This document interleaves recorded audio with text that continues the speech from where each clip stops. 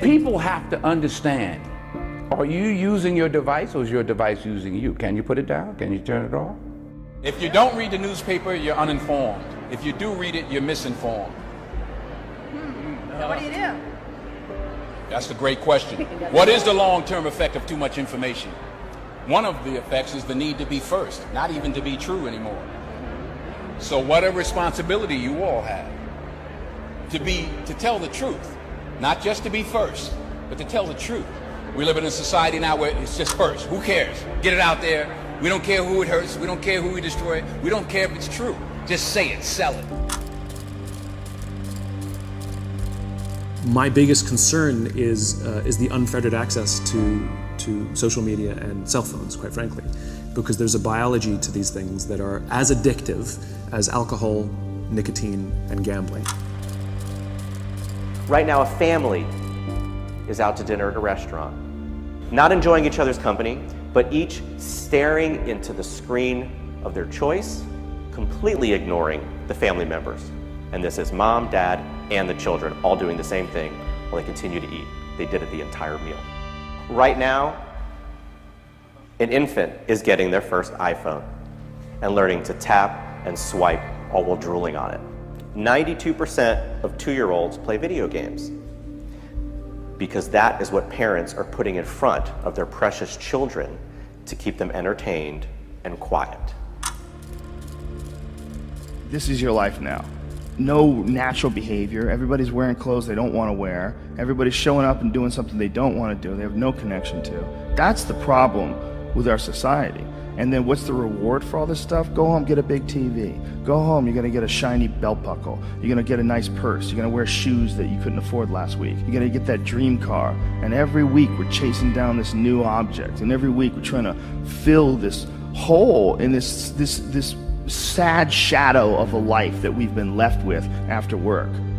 That you work 8 to whatever hours a day plus commuting, and then you're like this. And that's your life. That's your real life.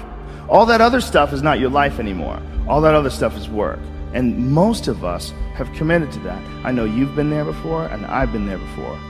And we understand that it's a trap because we got out of it. But for the people that are in it, a lot of times they don't even understand it's a trap. They just think it's a good job. They think they got dental. I'm doing really good. I got my own parking spots, got my name on it. And you're just a piece of a heartless, shitty machine that makes money. All these kids that are graduating college with these $80,000 degrees that can't even work at Starbucks. All the people who put their money in the stock market and bought all this real estate, 2008, it all went away. Don't let anybody fool you into believing that there's a guarantee, that there's a safe way. The well-trodden path is the scariest way in my opinion, right? Because then you just spent the last 80 years of your life doing everything that everybody else told you to do, and you never really lived or produced anything unique. If everybody's going this way, go that way. We now know that many of the major social media companies hire individuals called attention engineers who borrow principles from Las Vegas casino gambling, among other places, to try to make these products as addictive as possible. In South Korea, internet addiction is classified along with alcohol, cigarettes, and gambling as an addiction. You know, it's about balance. It's not that they're inherently bad, and it's not that texting or social media is inherently bad, but it's when it gets out of balance. If somebody carries their phone wherever they go, like they physically feel anxiety if they put it down. When they're with their friends and have to have it up the entire time looking at the phone while they're with their friends. You know, when they wake up in the morning and check their phone before they say good morning to the person sleeping next to them.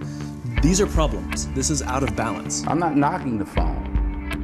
What I'm saying is we have to understand, we have to at least ask ourselves, around the world, you here in England, wherever you are, what is it doing to us?